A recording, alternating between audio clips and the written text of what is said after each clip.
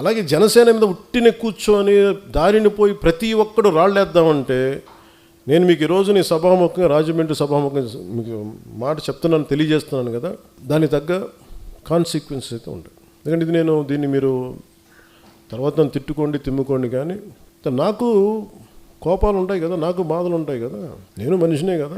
అంటే మీరు ఇష్టానికి వెళ్ళిపోయి ఒక కొట్టేసి వెళ్ళిపోతే మేము నవ్వుకుంటూ వెళ్ళిపోతే భరిస్తూ ఉంటామా? అంటే ఇన్షర్ట్ వేసుకొని లేదంటే తెల్ల జుబ్బా తెల్లాలు చేసుకుంటే మా గుండెల్లో ఏడుపులు ఉండవా? మా గుండెల్లో కన్నీళ్ళు ఉండవా? మా గుండెల్లో మా కడుపు మంట ఉండదా? మీకైనా కష్టాలు కన్నీళ్ళు. మీరు ఎవరినైతే అనేసి వెళ్ళిపోవచ్చు, మేమేమో ఎవరిని అనకూడదా? కౌంటర్స్ కూడా ఇవ్వకూడదు, భరించాలా?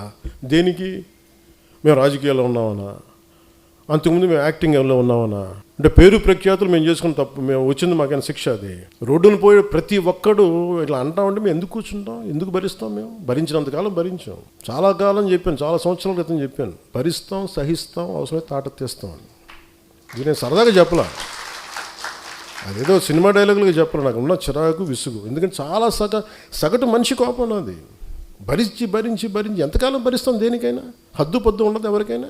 కొన్ని టీవీ ఛానల్స్ ఉంటాయి, వాళ్ళు బెదిరిస్తూ ఉంటారు. ఇప్పుడు మొన్నేదో సివిల్ సప్లైస్ గురించి ఏదో న్యూస్ వస్తుంటే విచిత్రమైన, ఇందాక చెప్పాను కదా, బయట డోర్ తెరవడు, మనకి లోపల డోర్ తెరుస్తాడని.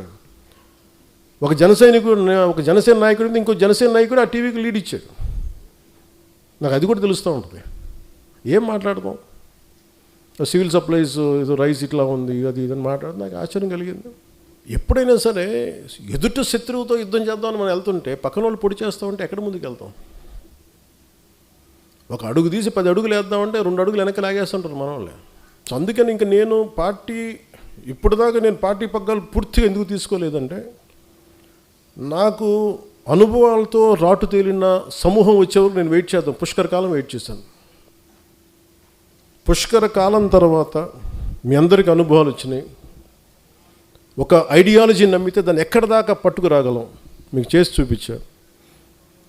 ఇప్పటి నుంచి పార్టీకి సంబంధించిన కార్యాచరణ చాలా బలంగా ఉంటుంది, చాలా బలంగా ఉంటుంది.